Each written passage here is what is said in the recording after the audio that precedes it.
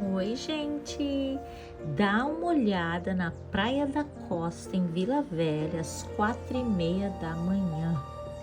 Que lugar incrível, né, gente? Eu nunca vou esquecer esse dia. Vila Velha é a cidade mais antiga do Espírito Santo. Eu tive o privilégio de morar lá por 3 anos. E eu sinto muita saudade do famoso leite queimado, que é feito com leite condensado, leite comum e açúcar, e que são cozidos lentamente até caramelizar e aí ganhar uma cor dourada ou queimada, né? E é aí que vem o nome. E essa cidade é famosa pelo seu litoral, que inclui a Praia da Costa, a Praia de Itapuã e a Praia do Morro do Moreno. Suas praias e montanhas têm beleza única, que nos inspira e nos faz refletir sobre o nosso maravilhoso Criador. E é com isso em mente que a gente vai começar o nosso estudo da Palavra de Deus.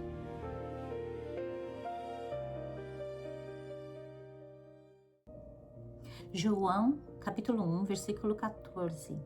E o Verbo se fez carne e habitou entre nós, e vimos a sua glória, glória como a do unigênito do Pai, cheio de graça e de verdade.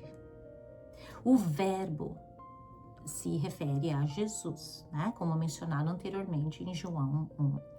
Se fez carne significa que Deus assumiu a forma humana.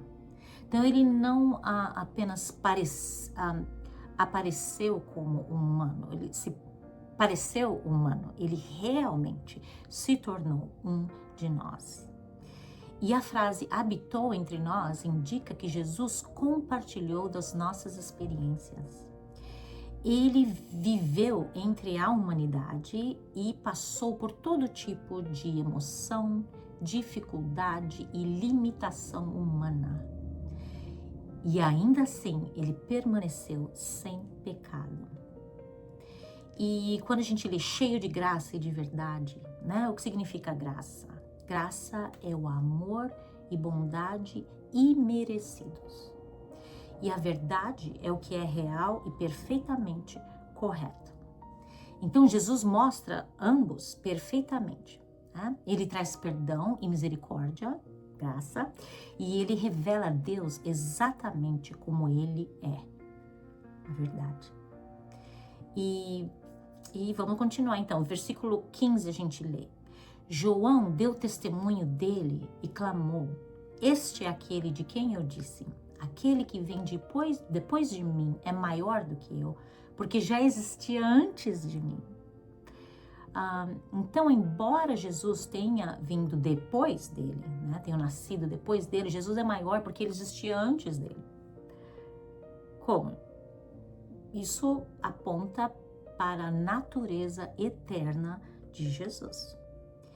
E o apóstolo João destaca tanto a natureza humana quanto a natureza divina de Jesus Cristo, usando João Batista como um elo-chave entre as profecias do Antigo Testamento e o seu cumprimento em Cristo.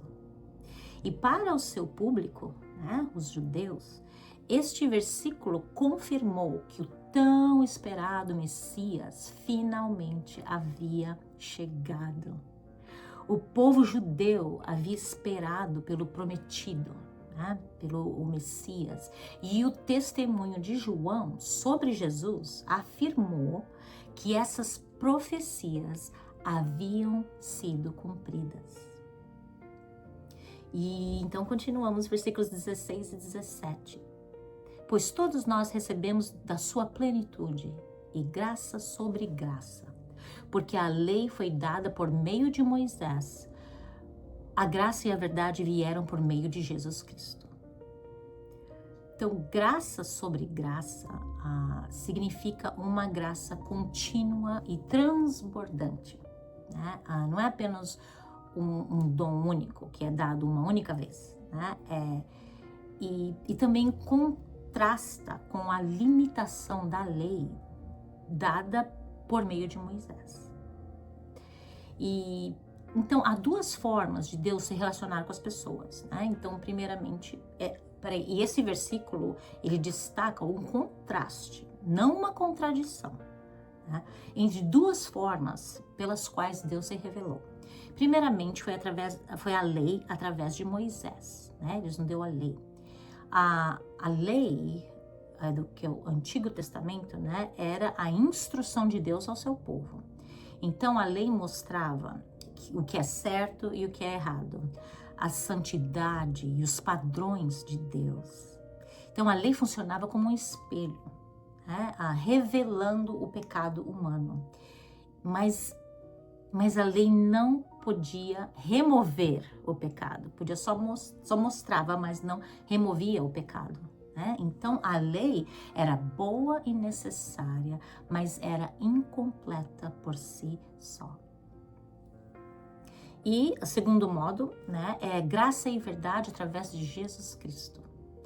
Então Jesus traz algo maior e mais completo.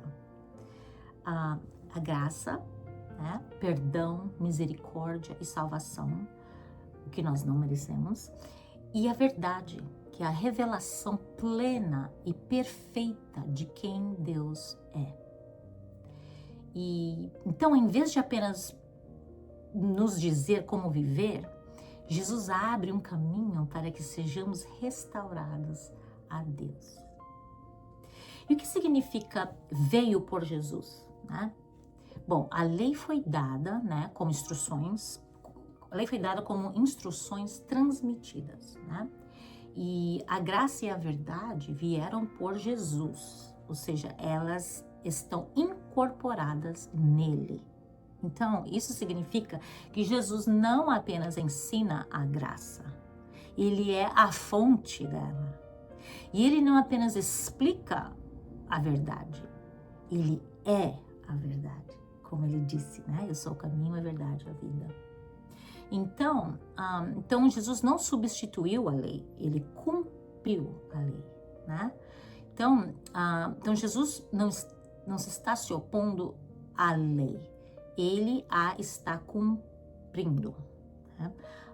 Porque a lei aponta para o pecado e Jesus resolve o pecado, né? Ou lida com o pecado, né? E a lei mostra a necessidade e Jesus atende à necessidade. Aleluia. Então, é tipo assim, a lei diz, é assim que a justiça se parece. E Jesus diz, eu vou torná-lo justo. E agora o último versículo, versículo 18, diz, ninguém jamais viu a Deus. O Filho único de Deus, que está ao lado do Pai, ele o tornou conhecido. Então Deus Pai é invisível e além da visão humana. E Jesus, o Filho, o torna conhecido. E ele nos mostra exatamente como Deus é. Então, se você quer conhecer o caráter de Deus, olhe para Jesus. Obrigada, gente, por assistir. E eu, sinceramente, espero que você venha a ver Jesus Cristo por quem Ele realmente é. O próprio Deus encarnado.